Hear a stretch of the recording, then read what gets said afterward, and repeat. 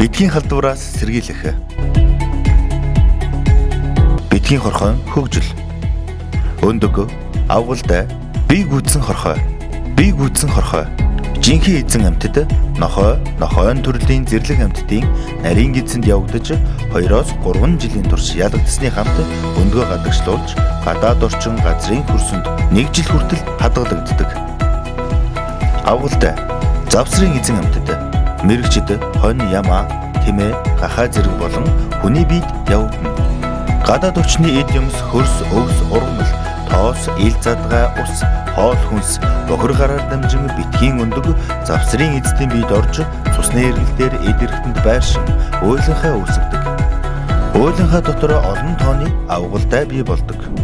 Авгалтай бүхий уйлынхаатай дотор эрхтээ хооллсон нохой дахин халдвар авч авгалтай бие гүйцэн хорхоо болсноор олон тооны өндөг ялгаруулан халдвар цааш таран тасралтгүй үргэлжлэнэ. Урдчлан сэргийлэлтэй. Нохой эзэн амьтдыг битэг өвчний халдвараас сэргийлэх. Эмээр нохойг туулгах. Түүхий бүтээгдэхүүнээр хооллохгүй байх.